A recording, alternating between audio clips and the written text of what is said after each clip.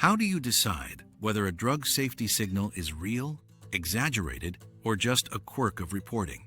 This walkthrough explains the main safety data sources, the measures built from a 2x2 table, and the study designs used to test a signal properly. It also shows where the limits and biases sit, so you can judge how far the results deserve trust. Safety analysis starts with the data source, because each source answers a different question. Spontaneous reports, clinical trials, electronic health records, claims data, registries, and published literature all contribute differently. The first task is to understand who is included, what detail is available, and what the denominator really means. Spontaneous reports capture suspected reactions in real-world use across every patient group, indication, and the whole marketed life of a product. They are fast and relatively cheap. They also remain the only practical way to detect very rare Type B reactions after authorization, including reactions in groups excluded from trials. A valid case needs an identifiable reporter, an identifiable patient, a suspect medicinal product, and a suspect adverse reaction. Even then, spontaneous reports have no denominator. You cannot calculate incidence or a true rate from them alone, and rising counts may reflect use, awareness, or risk rather than biology itself. Report counts measure reporting behavior as much as underlying risk, so bias has to be expected. Important examples include underreporting, the Weber effect, notoriety bias, stimulated reporting, and channeling bias. These can all move counts sharply without proving that the drug-event relationship has truly changed. Hazel and Shakir found a median underreporting rate of 94% across 37 studies. The Weber effect was described as peaking around the second year after launch, but Hoffman and colleagues found most of 62 drugs in FAERS did not follow that pattern. Safety alerts, monitoring programs, and prescribing patterns can also stimulate reports. Every disproportionality measure starts from the same 4 counts for one drug and one event. Cell A contains reports naming both, Cell B, the drug with other events, Cell C, the event with other drugs, and Cell D neither. The question is whether this event takes a larger share of this drug reports than elsewhere in the database. In the illustrative example, drug X has 1,000 reports and 30 name event Y. All other drugs together have 99,000 reports, with 1,485 naming event Y. That gives a PRR of 2.0 and an ROR of about 2.03, meaning event Y is reported about twice as often for drug X. Bayesian disproportionality methods compare observed reports with the number expected if drug and event were independent. In the example, the expected count is 15.15, while the observed count is 30. The information component is about 0.99, and these methods shrink estimates toward no association when counts are small. A commonly cited PRR convention is at least 2, with chi-square at least 4 and at least 3 cases.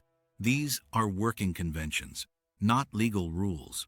Ultravigilance screening guidance instead uses the reporting odds ratio with the lower bound of the 95% confidence interval above 1, plus a minimum case count.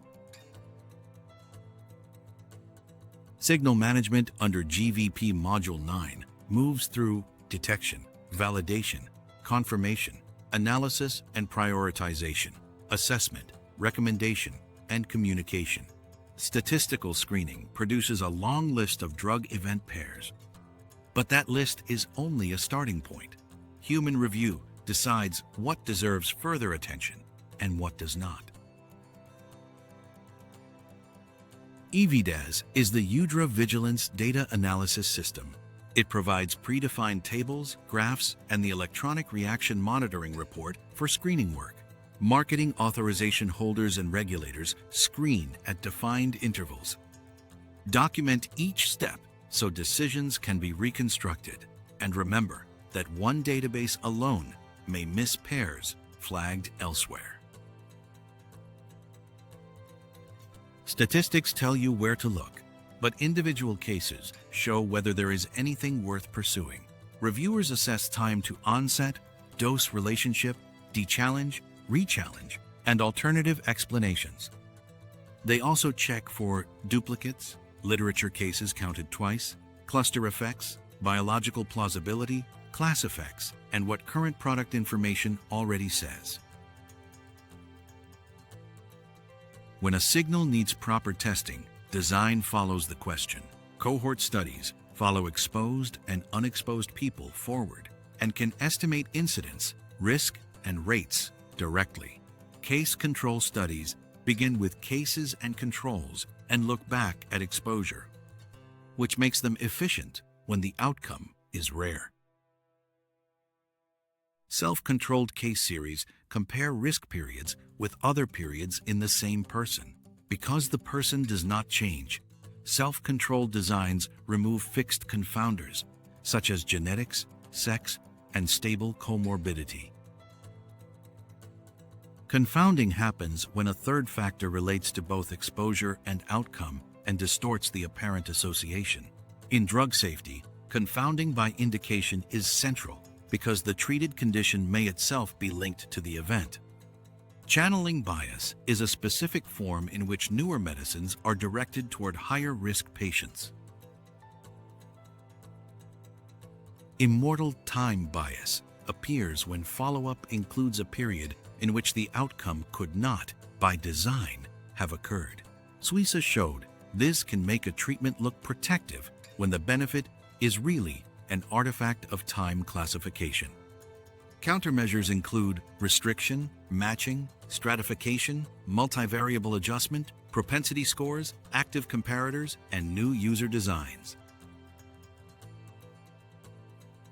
Relative risk tells you how many times more likely an event is in the exposed group than in the unexposed group. The odds ratio compares odds, and the hazard ratio compares event rates over time. In the example, relative risk is 3.0, but the absolute risk increase is only 0.2%. Incidence proportion, or risk, is new cases divided by the number at risk at the start. Incidence rate divides new cases by total person time at risk, which handles unequal follow-up. In the example, 15 events over 3,000 patient treatment years equals 5 events per 1,000 patient treatment years. Good safety graphics show distributions, not just summaries, and should present counts alongside rates with clear denominators. Reproducibility means another analyst can rerun the query and obtain the same numbers by keeping versions, scripts, and logs. The module also stresses Alcoa Plus, pseudonymized versus anonymized data, and REDIS PV reporting items. Each data source has a different role, and spontaneous reports can show patterns, but never incidents. Underreporting, notoriety bias, and stimulated reporting can shift counts without changing underlying risk. Disproportionality points to where you should look, while case review, sound study design, clear denominators, and reproducible analysis decide what the signal really means. Drug safety analysis is not just calculation. It is the combination of data source choice, bias awareness, disproportionality methods, case review, and study design. When you judge all of those together, you can read safety statistics more carefully and decide how much confidence they deserve.